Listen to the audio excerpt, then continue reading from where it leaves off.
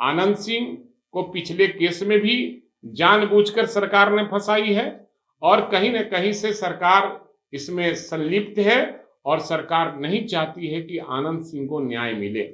वो एकदम निर्दोष हैं और उनको केवल सजा मिल रही है क्योंकि उन्होंने मुख्यमंत्री के खिलाफ में बयान दिया था। पुलिस पदाधिकारियों का आरसीपी टैक्स लेकर और ट्रांसफर पोस्टिंग किया जा रहा है। जो जिस सरकार में आरसीपी टैक्स चलेगा और थानेदार पैसा पर जाएगा तो निश्चित रूप से अपराध पर वो कंट्रोल नहीं कर पाएगा, क्योंकि अपराधियों का इस संरक्षण करता है बीजेपी और जदयू वाले लोग हैं। अभी एक मामला आया है, संज्ञान आया है, ये हमारे दल के विधायक आनंद सिंह को एक तो गलत केस में जेल में रखे हुए है सरकार जानबूझकर, और एक दूसरी केस पर हत्या करने के साजिश में उनको फिर मुकदमा उन पर किया गया, जबकि एफआईआर में उनका नाम नहीं था और साजिशकर्ता में उनका नाम दिया गया है। ये सरकार की दिखाई दे रहा है कि सरकार सरासरी ढंग से आनंद सिंह पर पड़ी हुई है और उनको जेल से निकलने देना नहीं चाहती है। आनंद सिंह को पिछले केस में भी जानबूझकर सरकार ने फंसाई है और कहीं न कहीं से सरकार इसमें संलिप्त है और सरकार नहीं चाहती है कि आनंद सिंह को न्याय मिले।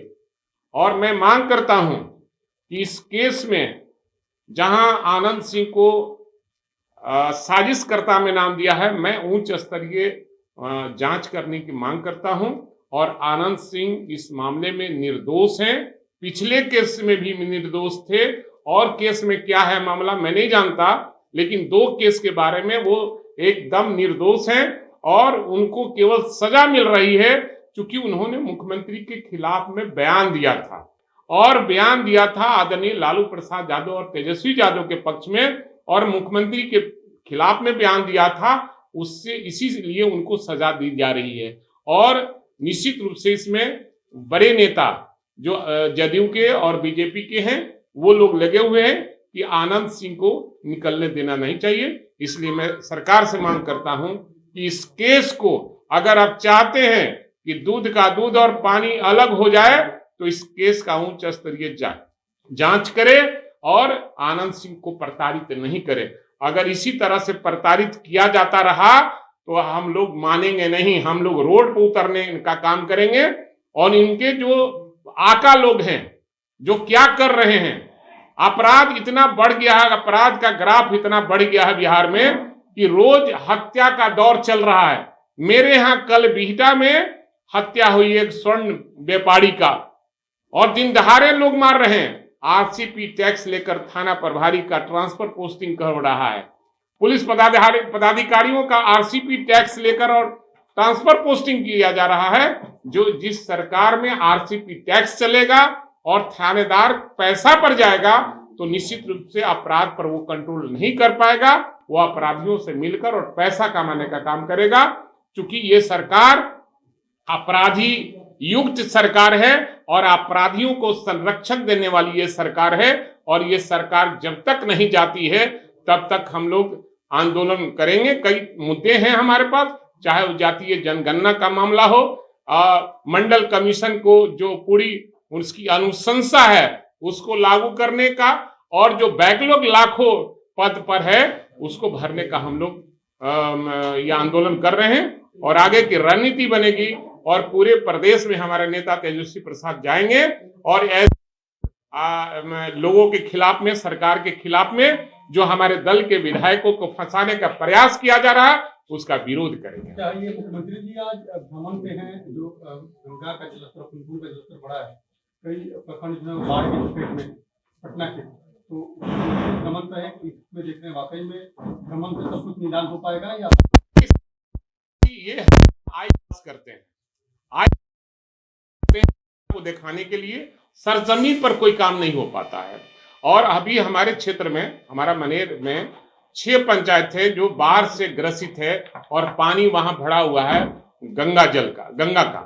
और हम भी परसों गए थे अपने इलाके में उन गांवों में दौरा करने जहां पानी है, लेकिन अभी तक सरकार के तरफ से कहीं कोई प्रबंध नहीं किया गया है।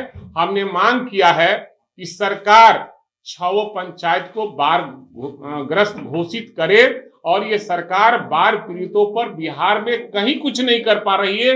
ये घोषणा के अलावा ढकोसला है, और इसके अलावा सरकार के पास कोई नहीं है। ये आई वास केवल हवाई यात्रा करके और आई वास करते हैं और जनता को बताते हैं कि मैं दौरा कर रहा हूँ। वीरेंद्र जी, आपने कहा था 15 अगस्त को झंडोत्तोलन करेंगे। आज कितने तारीख है?